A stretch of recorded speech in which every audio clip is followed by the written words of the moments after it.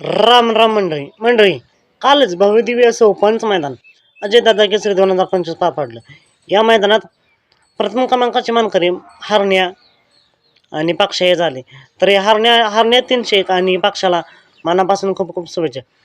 याच मैदानात महाराष्ट्राचा लाडका दशमिंद केसरी रुस्तमिंद केसरी बाकासूर सुद्धा आला होता. त्याच्यासोबत होता एक नवीन चेहरा बैजा आणि बाकासूरच्या गाडीला खरंच मित्रांनो तुफान असं स्पीड लागलं होतं. आणि तुफानाच्या स्पीडमध्ये वाऱ्या धावून फारकानं गट पास केला होता.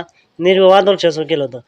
पण गाडी सुटत असताना कुठेतरी थोडीशी गडबड झाली आणि बैजाचा पाय तासात गेला, त्यामुळे ही गाडी फॉल झाली.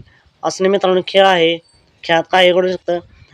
या गाडीनं खरंच काल मित्रांनो एक नंबर केला असता, पण कुठेतरी काल नशिबानं साथ दिली नाही. या जोडीचा काल दिवस नव्हता. असं नाही मित्रांनो, बैजाला पुढील मैदानासाठी मनापासून खूप खूप शुभेच्छा. तर मित्रांनो असं हे कालचं मैदान. बाकासूरचं आगामी नियोजन काय? तर मित्रांनो आता एक भव्य दिव्य असं ओपनचं मैदान पडतंय, जे की एक जुनं आणि मानाचं पहिलं मैदान आहे. कोळ्याचं महाराष्ट्र केसरी मैदान. होय मित्रांनो, हे मैदान पार पाडणार आहे कोळे तालुका कराड जिल्हा सातारा. प्रथम क्रमांकाला बक्षीस असणार आहे 1,00,000. बक्षिसापेक्षा मानाचं मैदान हे महत्त्वाचं आहे. या मैदानात मित्रांनो हे मानाचं पहिलं मानाचं मैदान आहे महाराष्ट्र केसरी. त्यामुळे या मैदानात बाकासूर आपल्याला 100% पाहायला मिळणार आहे. कारण बाकासूरने आजपर्यंत जे मानाचे मैदान आहेत, हिंद केसरी असेल, महाराष्ट्र केसरी असेल, साधा बापकर केसरी असेल, परत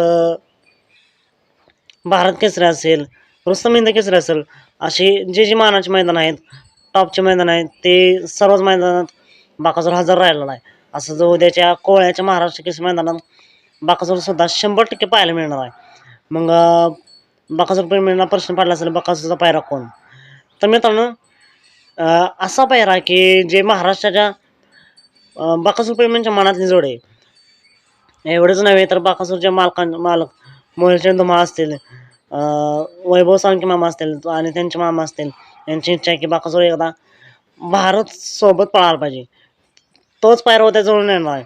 पण मित्रांनो बाकासूरचा पायरा असणार आहे सप्तहिंद केसरी भारत 7007. तर मित्रांनो तुम्हाला काय वाटतंय, ही गाडी कशी पळेल? तसंच 1 नंबरची मानकरी होईल का? आणि महाराष्ट्र केसरी मानाची मानकरी होईल का? हे कमेंट करून नक्की सांगा. भारत आणि बाकासूरला या मैदानासाठी मनापासून खूप खूप शुभेच्छा. तर आता मी भेटूया पुन्हा एकदा एका नवीन अपडेट्ससह, भन्नाट अशा नवीन व्हिडिओमध्ये.